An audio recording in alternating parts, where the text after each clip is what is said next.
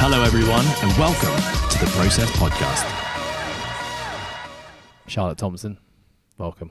Hello. How you doing? I'm good. How are you? Good, thank you. How's your day been? Yeah, it's been actually really good. It's a gorgeous day here. I woke up, had my normal morning routine, had some great PTs, an awesome training session with the team, and then here we are after a few meetings and some programming, some time in the sun. You skipped one big meeting just before this. We had our KPI meeting. We did. Because we've been talking about these changes a lot on the podcast. We're kind of keeping our listeners up to date with the changes that are happening here, moving all our coaches to fixed salaries. Yeah. And so this whole week we've been sitting down with you guys as the coaches and setting your KPIs for your first year. Yeah, we have. Yeah, so basically these are the metrics, the goals we want our team to hit. And we'll be checking in each month and making sure we're helping them, doing everything we can to help them get there, problem solving, celebrating wins, crying about failures, all that kind of stuff. It's very exciting. Then we dashed outside. We had 5 minutes of sun just to cool ourselves off before jumping on this podcast, and here we are. Mm-hmm. Been a great day. How was your day? I have had a great day as well. Yeah, I have had a really good day. I was trying to think what the day has looked like. Did some great programming this morning. Then I had 7 minutes of free time where I went down to my little podium. The sun had just crept round the corner. Yeah. The birds were tweeting. It was clear blue skies. And I just took my top off, stood there with my eyes closed. And I was like, wow, this is such a great start to the morning. So then I got the MTR in to work, trained, had a great training session. Actually hurt my knee a little bit, which has been something that's been kind of whispering. It's been whispering a bit over the last month, telling me like, Ed, just letting you know that not quite 100% here. You need a deload week. And well, it's a deload week right now. And it was just in one of the warm-up sets. I just felt it bite a little bit. I thought, okay, pull back. Yeah. So that always bums me out a little bit, but it's nothing too bad. I'm walking around in it fine. Had some great meetings with the team. And here we are, about to talk about things. So the reason I asked you to be on the podcast today, Charlotte, was because you were mentioned in one of our members' posts. Yeah. And our member, I will say her name, Sophie Feller. She's been with us for, I think, 2 years now. Yeah. She's just come back from university. She is, I guess, rugby would be her sport. And she kind of used CrossFit, I guess, to facilitate the rugby in health and life. Yeah. And I know you've got a close friendship with her. Mm-hmm. And she put a really great post on Instagram. I ended up sharing it because I just love it when people in our community share those kind of things. And a lot of her post was around kind of body image as a female. You know, she shared a bit of her history. And I'm going to read this out in a second.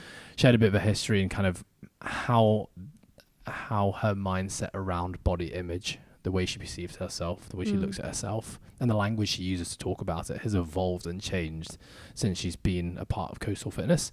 So let me just read the first 2 paragraphs. Yeah, go for it. Before joining Coastal Fitness in 2020, I had always struggled with pushing myself in the gym. People have always told me I've been blessed with good genetics and been able to grow muscle quick, but it never felt like a blessing.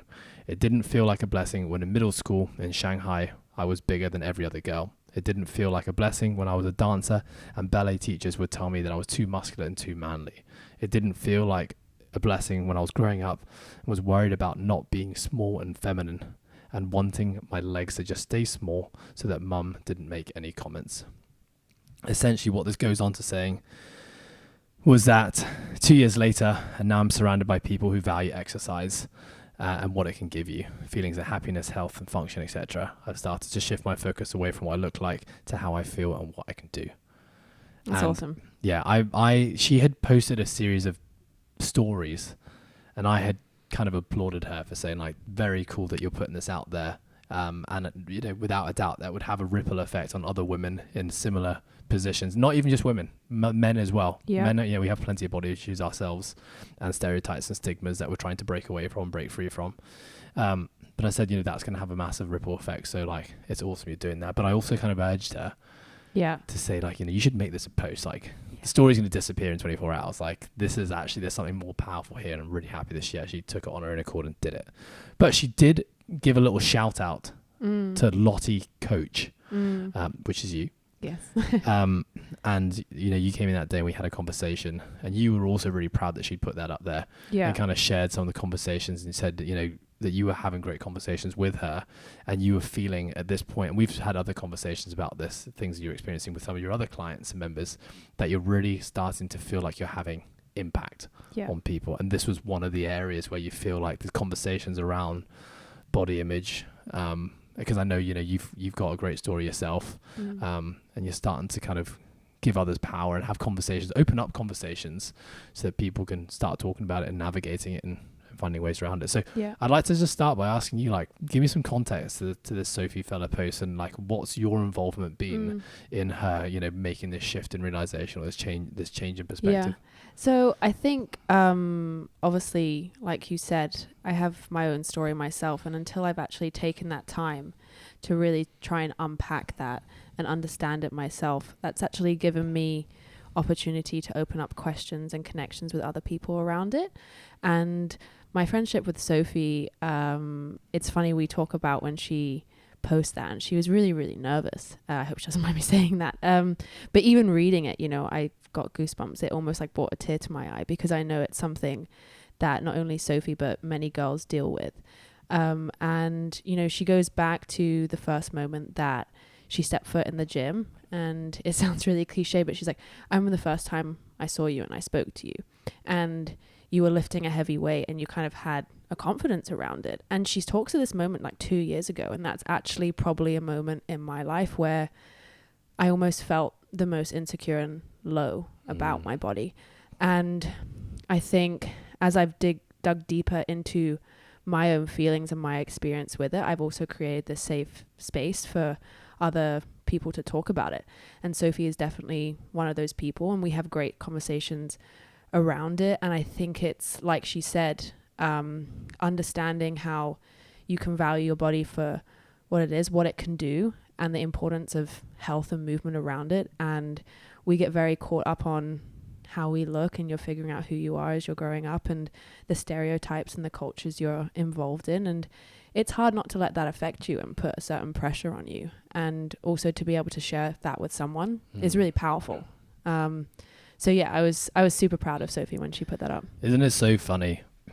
Just the lens that we wear and the way that we see ourselves. You know, you have someone looking at you at that moment in time thinking, wow, there's this like confidence, fierce woman lifting heavy weights who is just like owning her body, which was something that she was struggling with at the time. Yet you take a quick zoom into your head and you're thinking the opposite, like, I'm not happy with the way I look, I'm not confident. And you know, it's so funny, because I experience those same things all the time. You know, I look at myself and I often think that I'm like small, and I think I'm the small, skinny, scrawny coach. And then, you know, I'll have someone, one of the members or one of our coaches or my girlfriend will say like, wow, you were like, you know, you were looking jacked in class. And I'm like, what, really? I felt like I was the smallest one in class.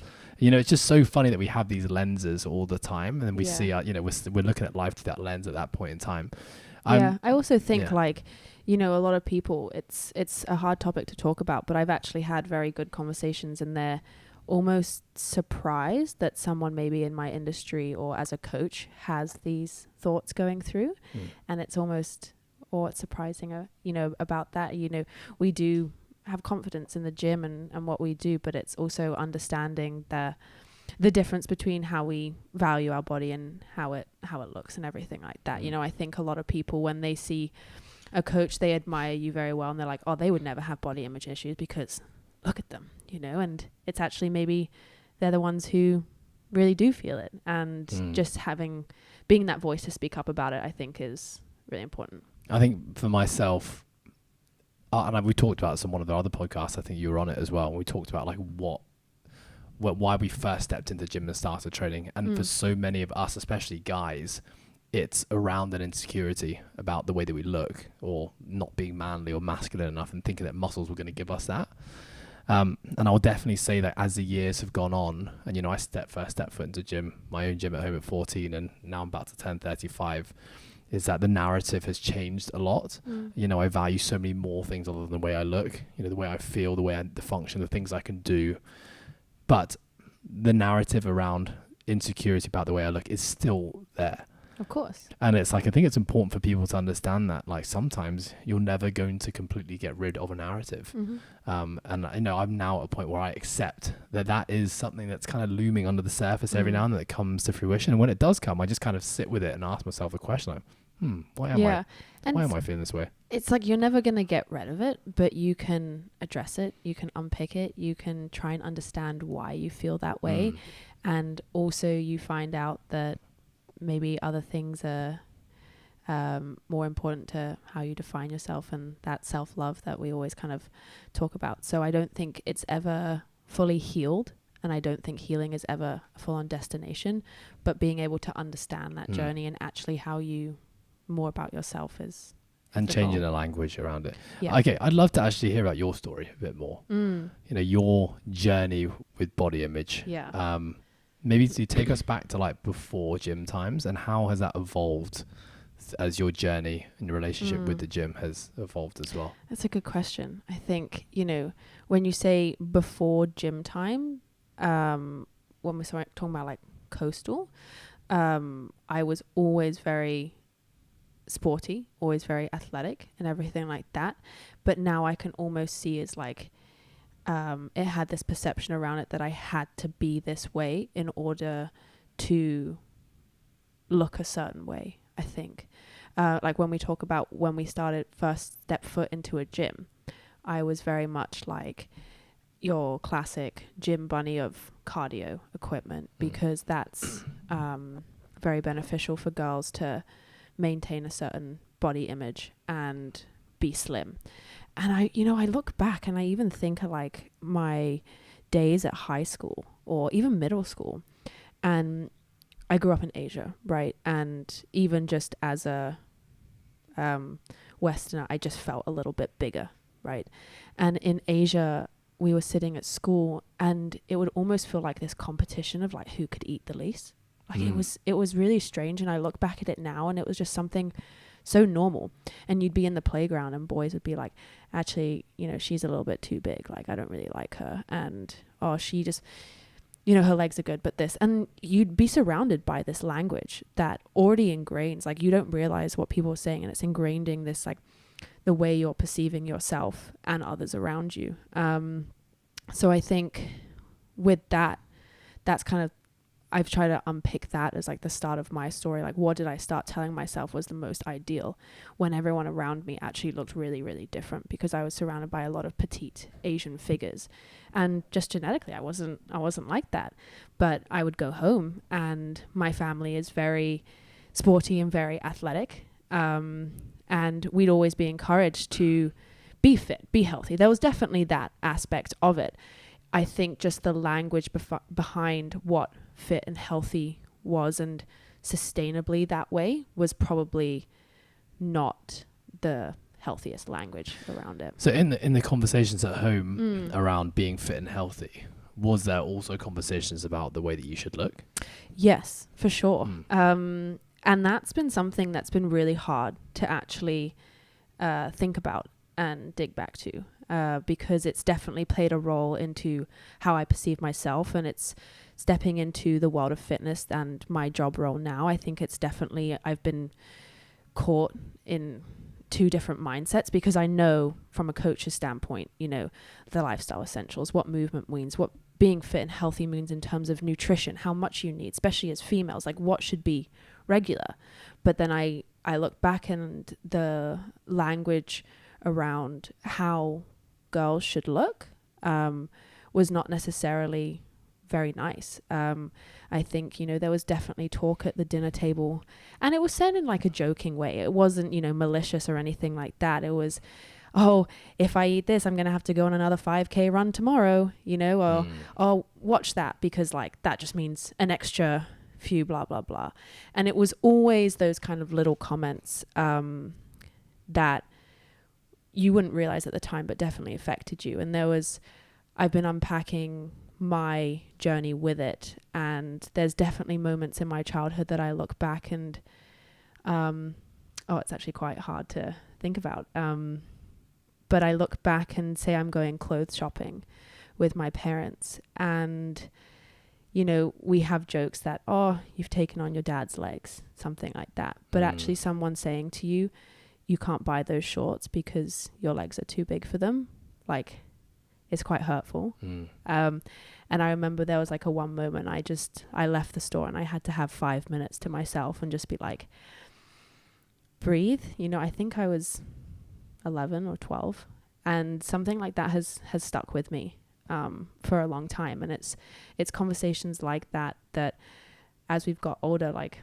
you know, my sister and I, we almost say, like, thank God we're so sporty, because otherwise, like, our parents would have a field day. And like, that's hard, you know, but I also know that it's totally not their fault. It's not, you know, they're not doing it intentionally. It's no mal intent, that kind of vibe. Maybe it's something they're dealing with themselves that they're projecting onto us that they've never dealt with. I don't know. And I guess as I've got more into the gym scene of understanding the benefits of weight training, what it means to move, what it means to feel good, not just look good, but feel good in your body and not put that stress on it, but also dial in things like nutrition to be able to, your body to actually function the way it's meant to be.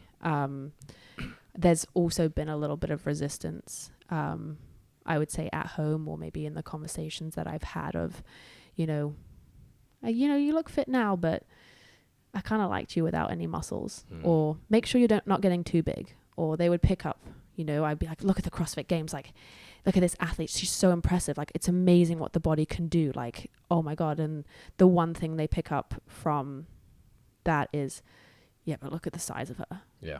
You know, can I ask, so just rewinding a bit,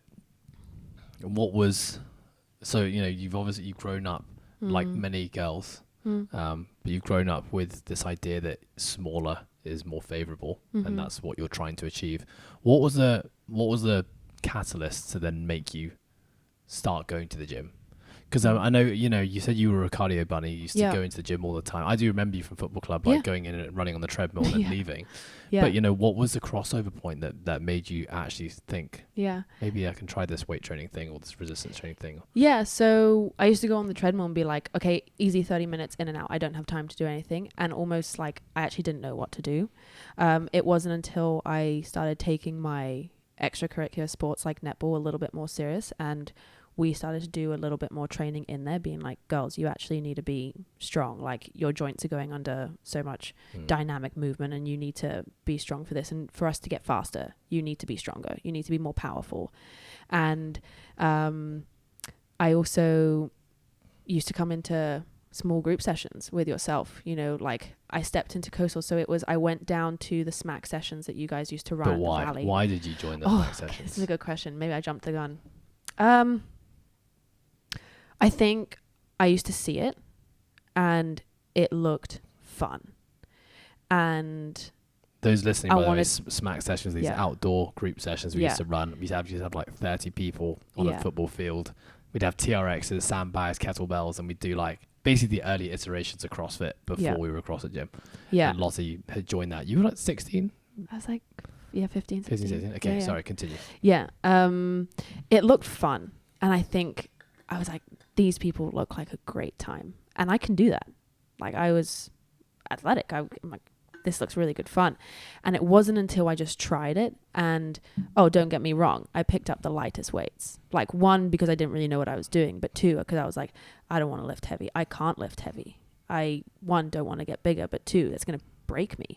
You know, and it's that lack of confidence, right? And I started getting more and more, you know, really excited about those kind of training sessions, and just inquiring, just talking to people about weight training and things like that. And I think stepping into the gym for the first time and actually understanding that it's not so scary. I actually think I had a PT with you, and how this can supplement and support my other netball, other sports. So if I'm hearing this correctly, your endeavor was netball, and that was a sport. Your coach had actually said to you, like, we need to be doing things outside of just playing netball, like strength training, because it's going to make us bigger, stronger, yeah, faster. so we would have like small programs to be doing like in the week or in the summer, and it's like if you have access to your own gym, go do this. But to be honest, like I used to go to the football club and have no idea what I was doing, and I know that I had been to a few smack sessions and was like, oh, I know this guy, he can help me.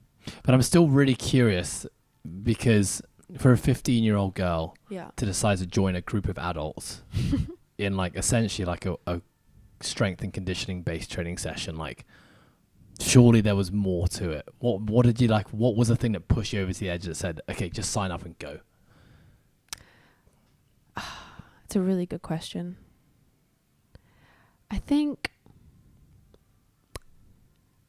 I don't know how to answer that, because it's such a big hurdle for so many people, right? Yeah. They see a gym, they see their friends doing fitness, they see an advert on Instagram or inspirational people on Instagram, and they want to do it, but it's that courage to just step in and actually do it. That's like the first hurdle that stops so many people starting their health and fitness journey. So I'd just be curious, like, what was it for you? It's a good question. I think like also the school that I went to, we didn't have a lot of sport. We didn't have like any kind of program outside of PE. So I think I was looking for something more. And I actually, now that I'm thinking about it, you've sent me way back. I think I used to see the people do it. And I used to be, I want to be one of them. I kind of want to look like that. And there was, I haven't thought about this. And there was something in me that was like, this is for me. What was that thing? I don't know. I can't put my finger on it. Like, I think it's going to sound really cheesy, but like, it just spoke to me like, there's got to be something more. Like, I want to be able to appreciate my body in the way that they move it. And I was actually very drawn to maybe the bodies that they had. Yeah. But were those bodies the skinny, small bodies that you had been conditioned to want? They were fit and strong, women and men. But they were, I guess they were more toned. They had muscle, but I think it was the power and like the strength that came with it that I was like, I want to feel like that. That's so cool. Yeah. I haven't thought about that. Wow. You know what's interesting, complete side tangent, is that yourself and myself and Izzy we're starting a new program, Move 45. It's going to be a 45-minute program, you know, with the goal of getting people to move. And we've been sitting down and talking about the messaging, like who are we speaking to? And what I've just taken you through there is essentially what we were saying we need to start to do. We've got to dig into like, why do people step into the gym for the first time, and why don't they step into the gym first time? What are the barriers? What are the things that scare them? And what are the things that inspire them to finally take that step and move in? Yeah. And I think, you know, I even fast forward a couple years when Coastal Fitness opened up their actual facility, I used to come into like a small group training, and it used to be the hour after we used to run our CrossFit S&C classes. And I used to get there early. I used to say to my mum, because she used to drive me, I used to say, Mum, I need to get here early because I want to watch the end of class. And I used to see, like, I can still see a few members some of them are still here today. And I didn't watch the guys, I'm not going to lie. I used to watch the girls and be like, wow, like, I want to move like that. I want to be powerful. I want to be confident. I want to look like that. And I used to actually get here like early. And then it was crazy because I used to think like, one day I want to try and do those classes. So you joined the gym and then tell me about like this journey with body image. Like, where does that take you to next? So I think, you know, I was definitely coming to Coastal twice a week. I was still doing a lot of sport at high school. And then I had a few injuries along the way, which I think started the awareness of like education actually into, you know, your body needs to be strong. It needs to be structurally balanced to be able to prevent injury and protect us. And it wasn't until I went to like definitely kind of dealing with body image issues at that time. And can I just pause you there? Like, what were those body image issues? So you've gone from trying to be essentially as small as possible, to now you've stepped foot into a gym where you're inspired by the way that the women look and the things that they can do. You know, what are you now thinking? Are you now is your story changing now, or is it still, I want to do cool things but look as small as possible? Yeah, it was like, I want to be able to like do that, but there were, if I saw some kind of like muscular, like quite big girls, I'd be like, oh, I still don't, you know, find that feminine, or I don't want to look like that. So there was definitely still things that I loved the training aspect of it, but things like nutrition and the food I was eating probably wasn't healthy, and I had very bad relationship with food, and that's something that, you know, I'm still healing. It's a constant journey. It wasn't necessarily like I had that awareness behind it. It was pretty much eat as minimal as possible and as late as possible. But I still that relationship had stemmed from those years of trying to be as small as possible. Yeah, I think so. And I think it's just like the language behind it of, you know, my family loves food, but we're going to all sit here. It's going to be a free for all. We're going to eat as much, but we have to go on a run tomorrow. And then I was like, well, if I don't eat it, I don't need to go on that run. Smart. You hacked the system. And, you know, you can very, very easily wear a disguise around like food. You can manipulate your way of eating or whatever, that you're not actually eating a lot. And I think, you know, also when we're talking about when I was going to the gym, obviously my body is super stressed out. I'm not eating a lot. You know, my immune system's down like the clappers.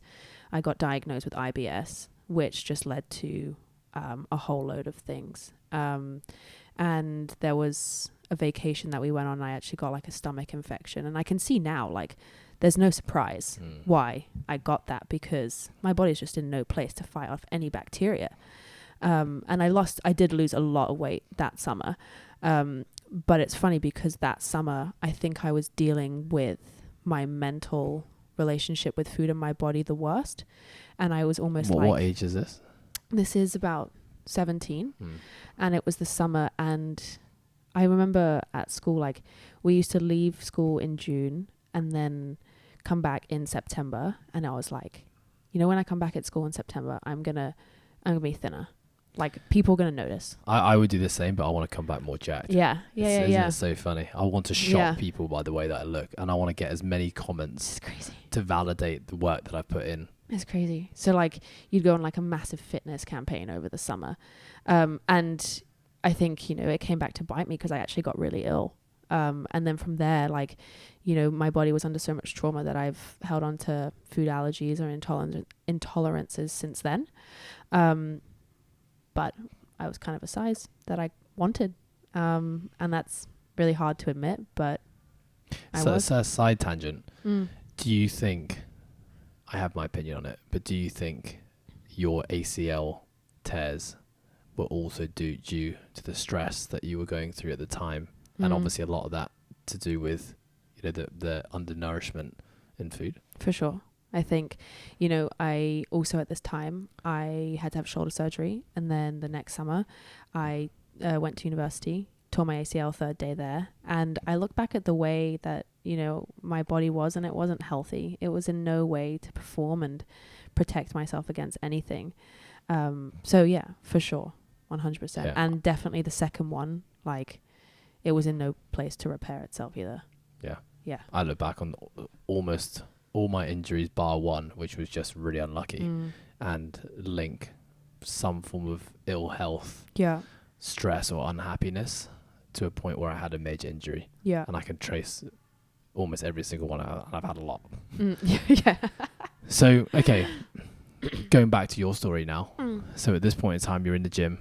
Yeah. You're training, wanting to pursue being athletic and doing cool things, but still holding on to the goal of trying to be as small as possible whilst doing it, and still looking at those who are maybe bigger and more muscled and thinking, oh, I don't want to look like that. Like, how does that then evolve? How do you go from that to the person that you are now? Yeah.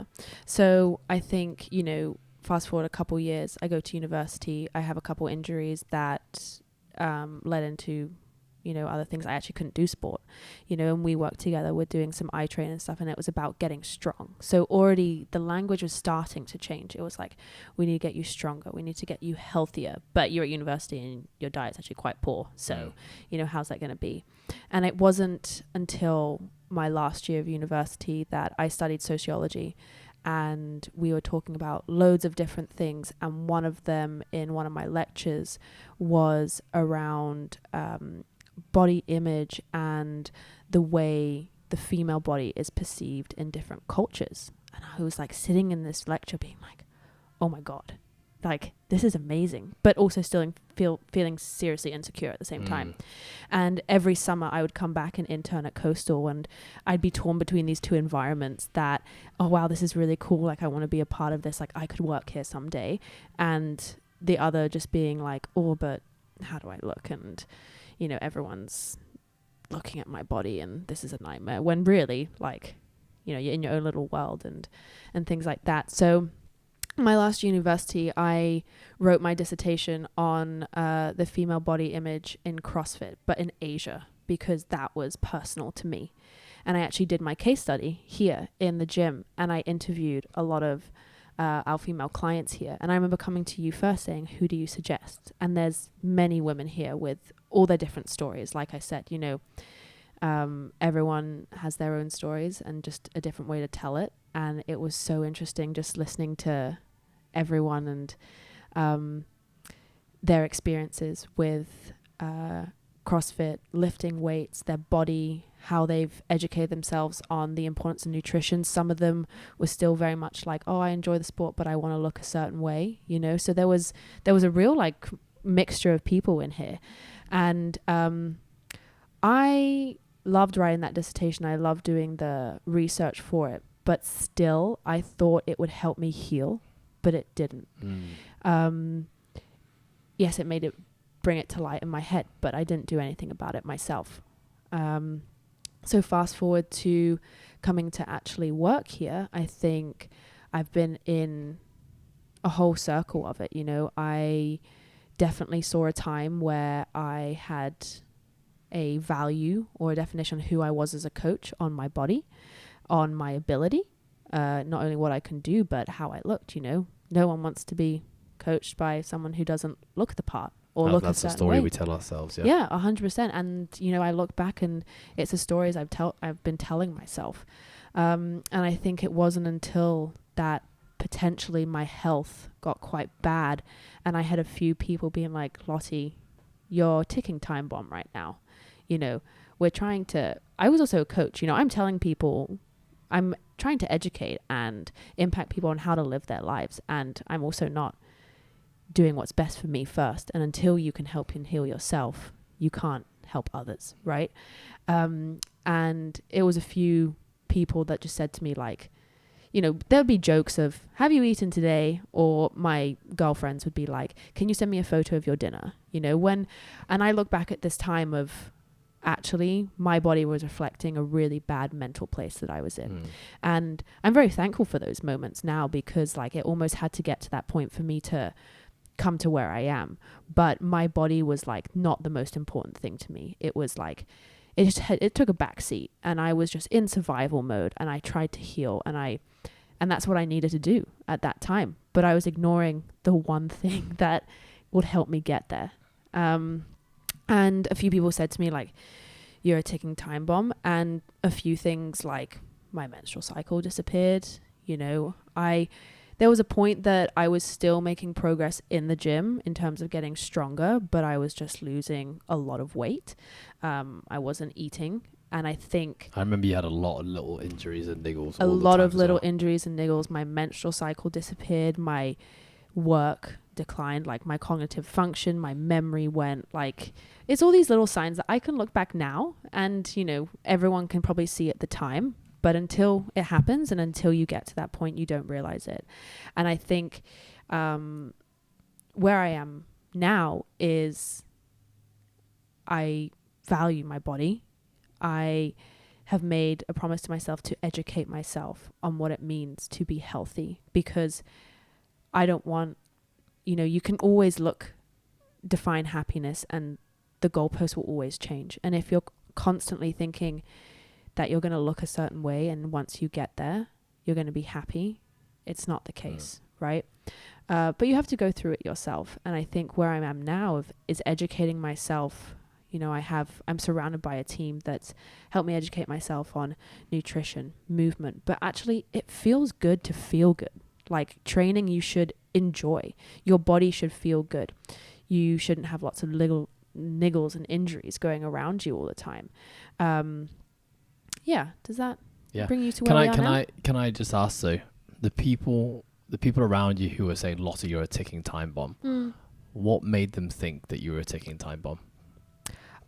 It was a number of people. So I think there was definitely people who were in this team and were educated behind it, and they can see those signs, just from a coach's perspective or a science perspective. They can see the signs of your body's just going downhill and you need to do something. Friends outside, they could probably see, they were probably meaning it more of you need to address what's going on up here in your head and then your body recover. But don't get me wrong. What was hard about this time, I'd say over the last 4 years, was I also had people coming to me being you look amazing.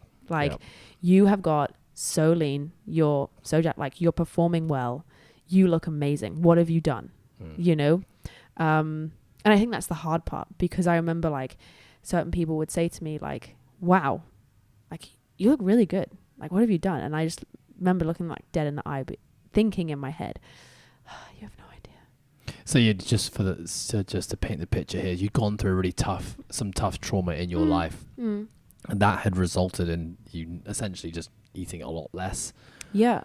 You were training almost more at the time. Your body had started to really change. You lost a lot of weight. Yeah, but I almost think it's not necessarily the last 2 or 3 years of trauma. It's 5, 10, 15 years of it that had just all cut up, and that was just the catalyst that brought it to the surface. In stressful times, have you lent towards under eating? Yeah, that's also important consideration to make, because there's some people that lean towards overindulgence and binge eating. I just, I forget to eat. Yeah. See, for me, when I get stressed, stress or not stress, eating never changes for me. Yeah. My coping mechanisms are very different, or my stress responses are things outside of nutrition. So it's a hard cycle though, because you kind of realize it at the time, I'm not really taking care of myself, but I kind of look okay. Yeah, and every time you receive those affirmations from people, it makes you second guess yourself even more. Maybe I actually don't need to eat. Maybe this people telling me to eat is actually being a complete farce this entire time. I've had those stories myself as well. Yeah. Maybe the answer is more training, less eating, less sleeping. Yeah. Or it's everyone says that being stressed is a bad thing, but actually, look at me. I feel I haven't received this many compliments. And I think, one thing that is really important to point out is, as I was healing, as I've really started to unpack all these experiences and put on weight and build muscle, that's almost when the insecurities came in full force, because I was I know I'm doing the right thing for my body. I'm healthy. I'm moving. I'm functioning well. This is how the human body is meant to be. We're meant to hold a little bit more fat. We're meant to function properly. We're meant to feel good. It's not purely on aesthetics. That's probably when it was at its peak, and pushing through that is actually really powerful. Pushing through that and realizing that you're healthy, and you're also being able to see progress in your training, whatever that may be.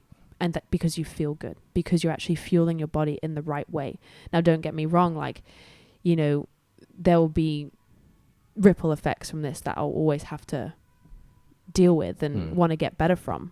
But your strategies improve over time. 100%. And your awareness improves over time. 100%, yeah.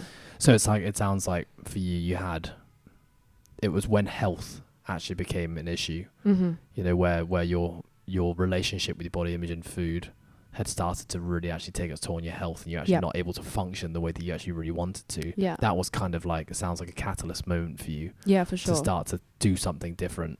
Yeah, for sure. And, you know, it was even the fact that my body was in such a stressed state that I wasn't getting my menstrual cycle. And someone said to me, like, what if you want to have kids? I think that was me. Remember we sat on the waterfront in Kennytown? in the sunset, yeah. I remember having that conversation with you. Yeah. And I could see it striking a chord with you. I think you came to me the next day and were like... You hit hard. And I was like, shit, yeah, it's not worth it. It's just not worth it. And yeah, it's been a battle, and I'm still getting that battle back of getting my menstrual cycle back and things like that. But again, it's education and... Yeah, I was going to say the second part to it was that you had this catalyst where, like, you know, like we so often do, this thing that entices change is something where we're at like a really low point in our lives and we realize we have to change. And then the second part is like you actually sought education. Yeah. And that was like in the people around you. I know now your work, actually one of your clients is a very knowledgeable individual in this space, and you're doing some cool testing and experimentation with him. Yeah. You're about to try some fasting and low FODMAP type gut resetting protocols, which I think is really cool. But I think, you know, for people listening, I think you can never undervalue the importance of seeking professional help. Yeah, for sure. And like, don't be afraid of it. It's education is so important. It's a foundation to be able to start to make change, like build that awareness and understanding of what's actually happening. Yeah. And that could be a great first step. Yeah, for sure. Yeah. Can I ask then, so what is your, like, how are you now helping people around you? Obviously you've had this impact with, you know, Sophie, it's then, you know, gone to the point where she felt the need to share this on her social media in the hope that it can inspire and impact other people. Kind of like, what is your message now to women out there, or even men who may be experiencing these same things, and like, how are you trying to help them? Yeah, I think it's just creating that safe space that they're able to talk about it. I think, you know, especially even if we're talking from a client's perspective, in our initial consultation, we ask them why, like the 5 whys we call it, right? And it's just about creating that connection and really seeking to understand first. And a lot of people come and it's actually to do with some kind of insecurity that they have physically, not all the time, but in terms of friendships and the wider impact, it's not only creating that safe space, but also sharing my journey and my feelings towards it, but also encouraging and inspiring, I think. You know, Sophie, we had a conversation about her post, and she mentions in it that she's always wanted to opt for the 10 kg dumbbell, and she knew that because it wasn't going to make her big. And I remember just going over in certain classes and just switching it, because I was like, you should be proud of what your body can do, not how it looks, because, you know, but appreciate your body. And it's just someone saying something like that has also brought, like, you know, someone like Sophie and I so close together, because now it's that foot in the door. You can open that door to that conversation. I've had multiple conversations with people and they'll say, oh no, I don't want to take my shirt off. And we don't, you know, encourage taking your shirt off and things, but why? Mine just falls off all the time. But why? And just asking questions and just maybe poking them a little bit so that they start asking questions, because it's not until that you start asking yourself something that you can really actually communicate that to someone else. I do think another powerful part to all this is, like what you've done, is digging into where these things stem from. Yeah. And, you know, for you, you've had to go back 20 years to start to connect the dots as to why this language started to appear in your life, why this relationship with food started to appear. And I think it can be a very scary process to go through, but it can also be hugely gratifying, because for so many people, we feel so out of control. Like we just have this feeling that we keep on feeling. We don't know why we're feeling it. Yeah. But sometimes just the process of reverse engineering and finding out where it all started can be kind of feel really rewarding. It's like, it kind of makes sense now. And maybe I'm not so crazy. Maybe I'm not so stupid for feeling this way. Like, this actually makes sense. And that can be a really great, again, first step to the healing process. Yeah. And I think, you know, also bringing it back to people's like goals and what they also want to achieve, you know, like if I think of someone like Sophie, she was here to also supplement rugby. You know, if you want to be a better rugby player, just like when I first came into the gym for netball, you know, what do you need to do? You need to get stronger, to be more powerful, to be faster on the field. And it's educating behind that that I think is really important. Yeah. Totally agree. Lotte, this has been a very enjoyable conversation. Yeah. Thank you very much for your time. You're welcome. And I hope you keep on sharing your message and keep on sharing your story and impacting the people around you, people that follow you. Yeah, I'm definitely, you know, if anyone is listening out there, male or female, feel free to reach out if you ever want to chat. I'm here for it. I'm all about it. I'm still going through my own journey. It's not that I've healed by all stretch of the imagination, but love to be able to share it. Awesome. Thank you, Lotte. Yeah, thanks.